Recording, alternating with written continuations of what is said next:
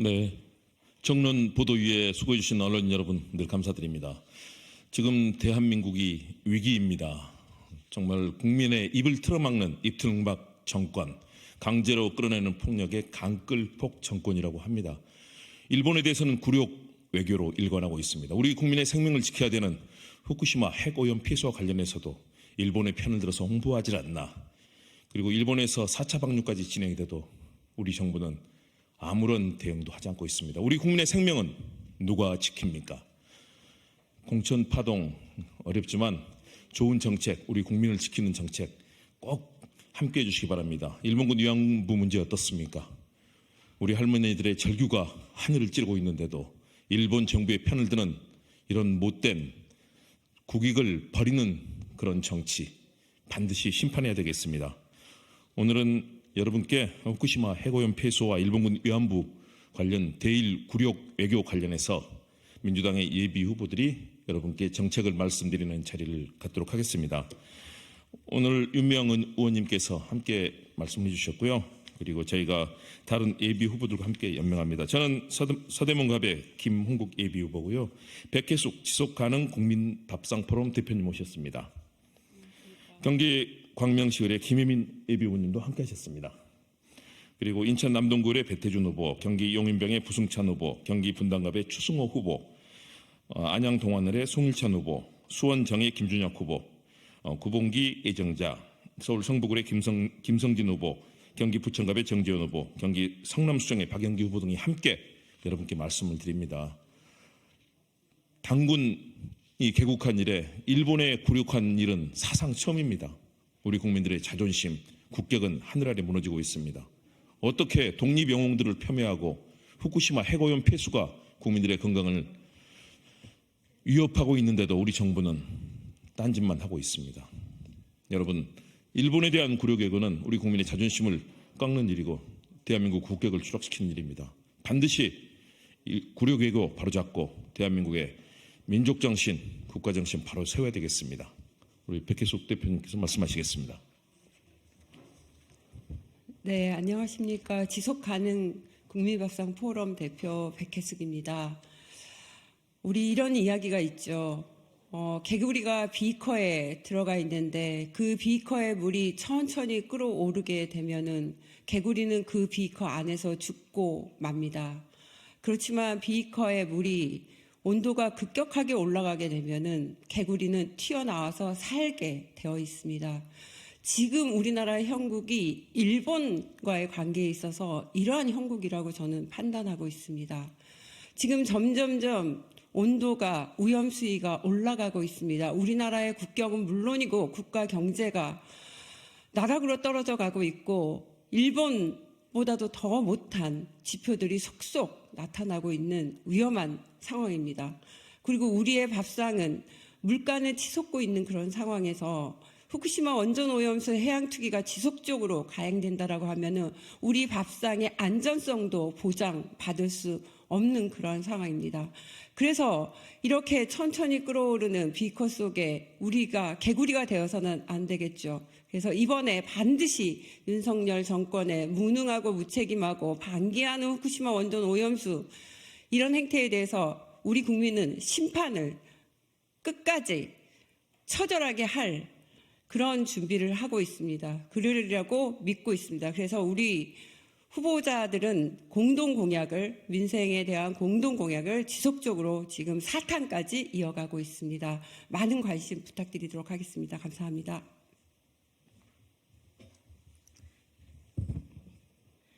안녕하십니까. 저는 광명시의 더불어민주당 예비후보 김혜민입니다. 비록 저는 컷오프 당했지만 그럼에도 불구하고 정책 선거를 만들어 가고 싶다라는 일념으로 이 자리에 좀 서게 되었습니다. 저에게는 4살 딸 아이가 있습니다. 지금 저희 아이뿐만 아니라 우리 아이들을 생각하면은 지금 우리가 제대로 하고 있는가라는 자책이 많이 듭니다. 우리 아이들에게 정말 깨끗한 지구를 물려줄 책임이 지금 정치를 책임진다고 하는 정치인들, 민생을 책임지겠다는 정치인들에게 있는 것이 아닌가라는 생각이 듭니다. 반드시 깨끗한 지구를 물려주고 그리고 국격 국격을 바로 세우는 굴욕 왜곡하지 않고 진짜 당당한 대한민국을 만들어줄 수 있는 그런 일을 저희가 해보고 싶습니다. 그래서 예비 후보들이 이 자리에 모여서 지금 후쿠시마 핵 오염 폐수 방류를 동조하는 윤석열 정부를 심판하겠다고 약속을 드리게 되었습니다.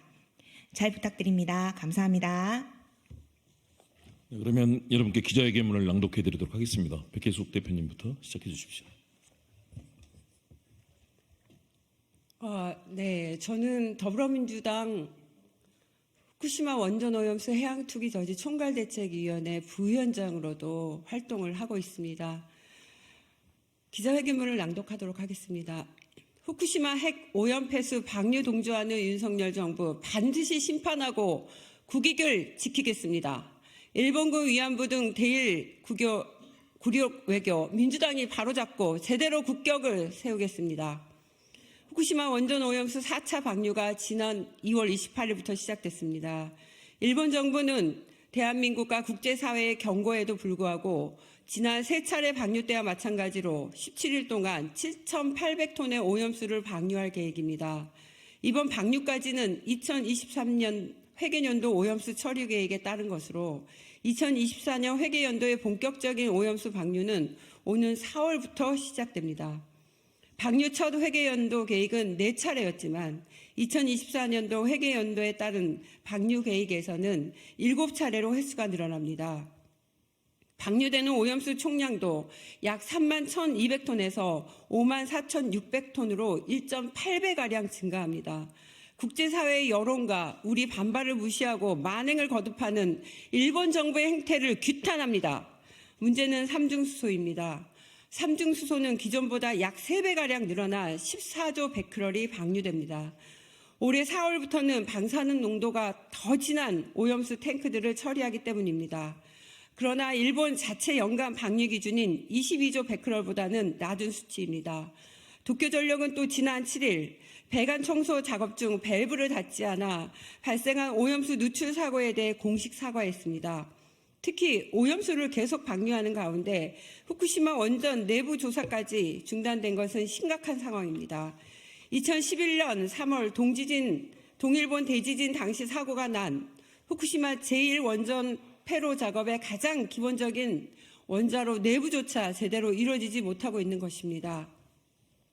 아사히 신문 보도에 따르면 지난 1일 도쿄전력이 원전 1호기 원자로 경남 용기 내부의 조사를 위해 드론과 로봇을 투입했지만 목표 지점에 도달하지 못한 채 중단됐습니다.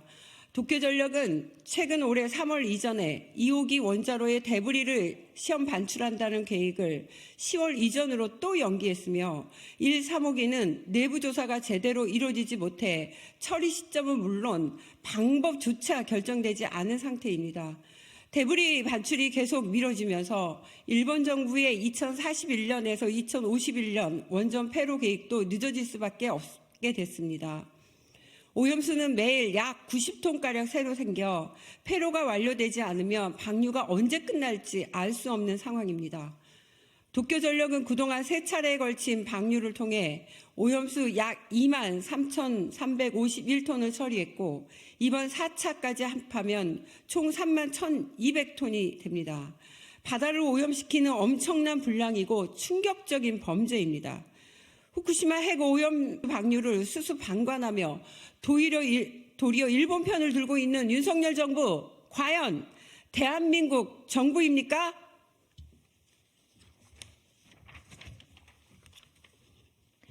내일은 3월 8일 국제 여성의 날입니다. 일본 정부가 일본군 위안부 문제를 한일 관계 문제로만 접근하면서 정작 피해자들에게는 제대로 된 사과도 해법도 제시하지 않는 상황에서 한국 정부는 도리어 일본의 입장을 옹호하고 있습니다.